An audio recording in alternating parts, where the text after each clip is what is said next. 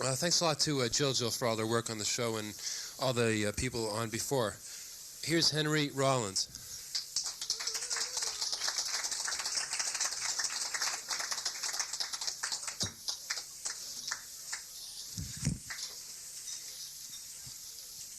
Well, I've been here before, downstairs. Oh, fuck. But I'm back. I am back again. And anyone who came the last time, thanks for coming. If you came this time, thanks for coming. And if anyone who came here is here, so thanks.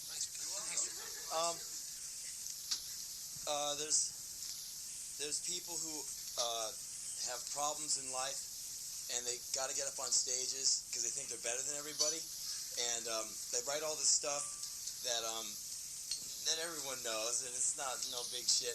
But they got attention problems. They probably had some kind of mommy damage or some shit in the beginning, and they figure they're better than everybody. Therefore, they have to be,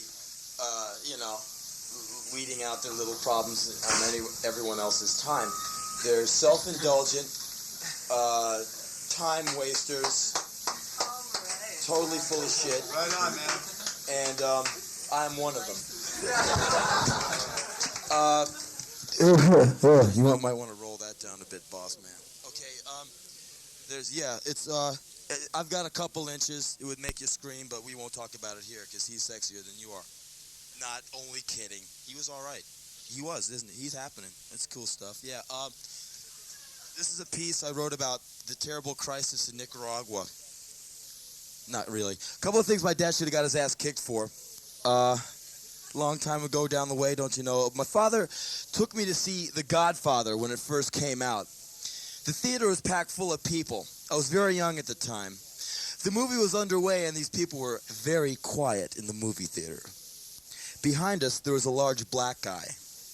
The black guy pulled out a big bag of potato chips and opened them up.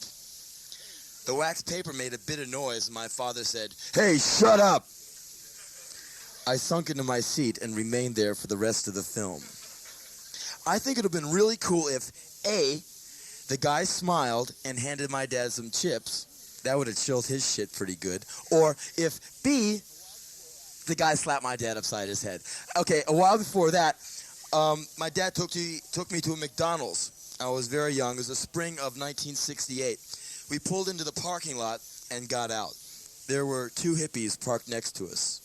A boy hippie and a girl hippie.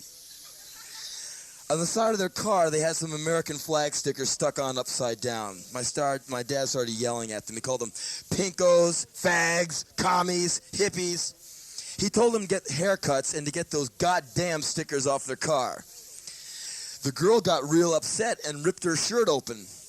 Her breast fell out right in the McDonald's parking lot. I don't know why she ripped her shirt open to express her agitation. Maybe that's the way you did it back then. I don't know. I thought it might have been kind of cool if the girl kicked my dad in the nuts or something.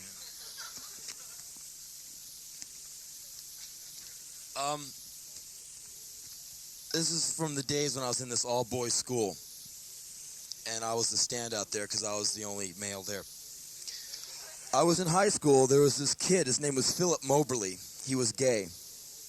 His parents lived far away, so old Phil lived in the dormitory with the Iranians and the naval postgraduates.